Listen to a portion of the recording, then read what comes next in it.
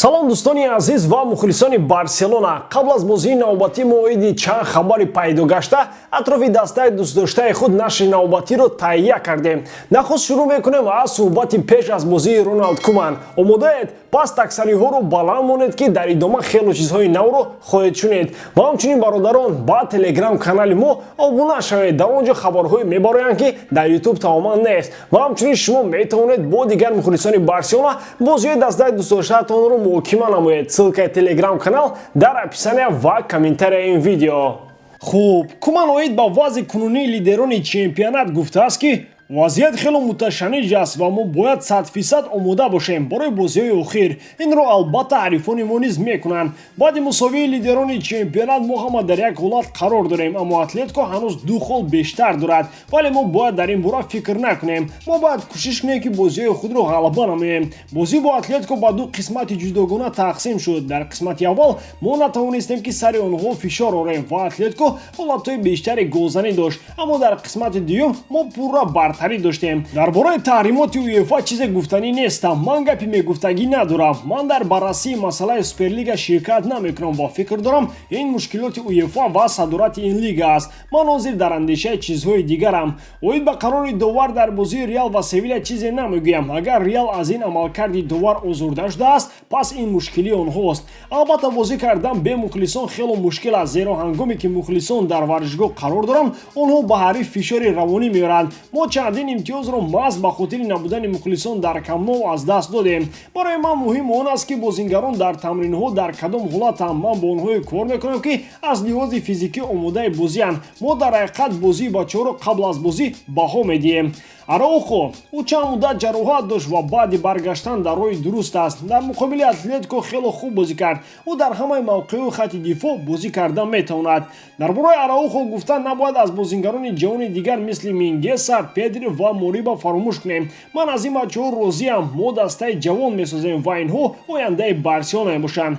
Куман дар бораи он ки чаро Пуч ва Пианич вақти ками бозӣ мегирифтанд гуфт: ман фикр дорам ки бояд тағйиротҳои зиёд ворид накунем. ин ба интихоби тактика вобастагӣ дорад. агар бозингар бозӣ намекунад, ин маънои онро дорад ки ӯ омода нест. ба саволи он ки агар ноҳақӣ мешуд шуморо баъди анҷоми мавсим аз вазифа барканор мекарданд, Куман чунин посух гуфт: ман ба ин савол дар охири мавсим ҷавоб хоҳам гуфт. Президент гуфт ки ба ман бовар дорад ва дар паҳлӯи ман хоҳад буд. бо анҷоми мавсим метавонад ҳама чиз тағйир ёбад. дар бораи ба дастаи Барселона беравон кардани Мориба ҳанӯз фикр накардаем, зеро дастаи якум ҳанӯз шанси чемпионшавиро аз даст надодааст. ман аз он ки баъди ҳар бозӣ кори маро ба огузорӣ мекунанд озурда намешавам, чунки бо ҳама мураббиён чунин мекунанд. ман инро тағйир дода наметавонам. ҳар кас андешаи худро дорад. мо бовар дорем ки чемпиониро ба даст меорем, ҳарчанд ин дар дасти мо нест, аммо ҳарифони мо низ метавонанд иштибоҳ кунанд. албатта Куман дар суҳбат хело ба оистагӣ ба саволҳо ҷавоб медод, зеро бисёре аз ин ҷавобҳо аз худи ӯ вобастагӣ надоранд. ба гуноҳи мисол чемпионӣ дар Ла Лига, зеро танҳо иштибоҳ ва бохти Атлетико ва Реал метавонад боиси чемпионии Барселона шавад. оид ба ояндаи худ низ Куман чандон боварӣ гуфта наметавонад, ҳарчанд ки мегӯяд ки Лапорта ба ӯ бовар дорад ва дар паҳлӯяш аст. аммо тақдири ӯ аз кадом мавқеъро ишғол кардани Барса дар охири мавсим сахт вобастагӣ дорад, ҳарчанд ки ӯ ҷоми Испанияро ба даст овард. дӯстон, чӣ хеле ки медонед имшаб яке аз бозиҳои ҳалкунандаи Барселона дар меҳмонӣ бо Леванте мегузарад. барои бознам шавқвартар гузаштани ин рақобат дӯстони мо аз азин Xbet коэффициентҳои баланд пешниҳод мекунанд. бале, дар ин бозӣ Барселона фаворит аст ва дастаи каталонӣ дар меҳмонӣ хуб бозӣ мекунад нисбат дар майдони худ Камп Nou. аз ҳамин сабаб ман дар онҳо ставка мемонам ки дар ин рақобат корти зард ба бозингарони Леванте бисёр нишон дода мешавад нисбат ба шогирдони Куман бо коэффициенти 2. шумо метавонед интихоботонро худатон кунед ва агар дар вақти регистриатсия дар ҷои промокод барсатиҷӣ нависед, ба шумо ҳамчун туҳфа то ҳаҷми $100 бонус дода мешавад. ссилкаи бозӣ дар комментарияи ин видео. бо наздик шудани равзанаи тобистона сару садоҳо атрофи Барселонаро тарк кардани яке аз собиқадорони Барселона Серхио Бускетс зиёд мешавад.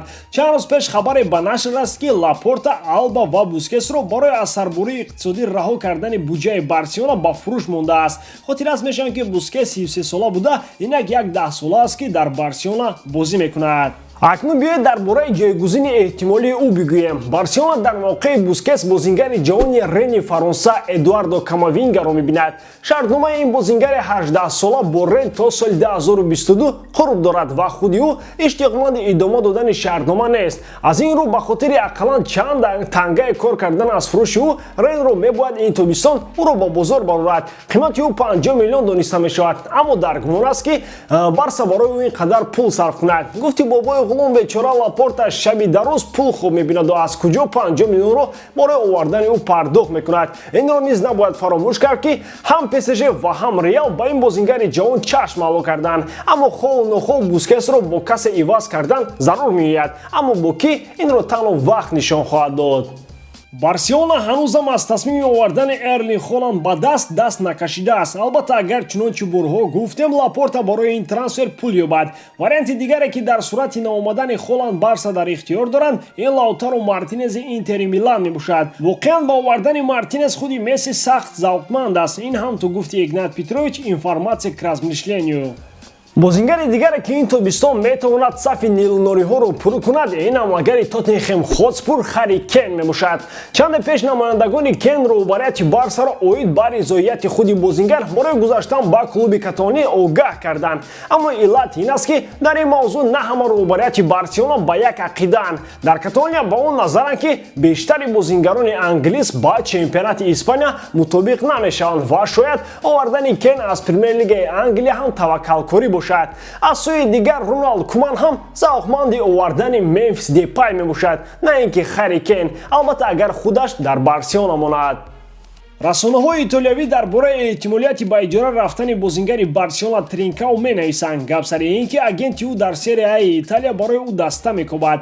Тринкау дар Барселона чандон вақти зиёди бозӣ надорад ва маҳз барои пайдо кардани вақти зиёдтари бозӣ дар майдон ба иҷора рафтанист. то имрӯз ду дастаи Серияи Италия Милан ва Рома имкони қабули Тринкауро доранд, аммо ҳанӯз ин поёни кор нест. Милан ҳамчунин метавонад Лукас Васкеси Реалро ки шаҳрномааш дар поёни ин мавсим ба анҷом мерасад биёрад. дар ин дастаҳо низ эҳтимолияти тағйиротҳо ҳаст ва аз ин тағйиротҳо низ омадану наомадани баъзан аз бозингарон вобастагӣ дорад. ба гунаи мисол Жозе Маурино ки Ромаро роҳбарӣ хоҳад кард метавонад дар мутобиқшавӣ ба ҳамватани худ кӯмак кунад.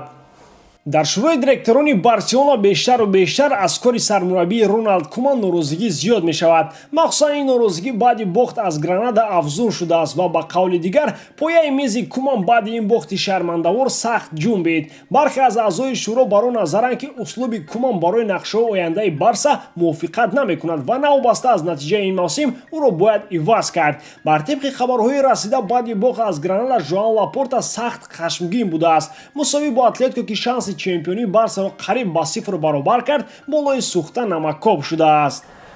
аммо бо ин ҳама дар миёни узви шӯро ҳастанд нафароне ки Куманро дастгирӣ мекунанд. ба гуфти онҳо Куман дастаро дар замони хело ҳассос ва мушкил қабул карда нигоҳ накарда ба ҳама мушкилот ҷавононро истифода мекунад. ба даст овардани ҷоми Испания ҳам яке аз хизматҳои ӯ мебошад. сарчашмаҳо менависанд ки Куман дар таҳияи нақшаҳои ояндаи даста ширкати бевосита дорад. ӯ то кунун гуфти он гапҳо ду по дар як мӯзаву ду чашм дар як айна хостори овардани Мемфис Депай аз Лион мебошад ки тобистони имсол агенти озод мешавад. соли пор Куман бо Барселона шартномаи 2 сола ба имзо расонид, аммо бо эҳтимоли зиёд мондану рафтани ӯ аз натиҷаи ин мавсим сахт вобастагӣ дорад. чанде пеш хабарҳо дар бораи омадани Хави ба Барселона хело расонаӣ шуд, аммо ҳафтаи пеш Хави бо дастаи феълии худ Ал-Сад шартномаи худро тамдид кард. яъне акнун Хави ба Барса намеояд, аммо ин хатари аз маснади худ рафтани Куманро кам намекунад.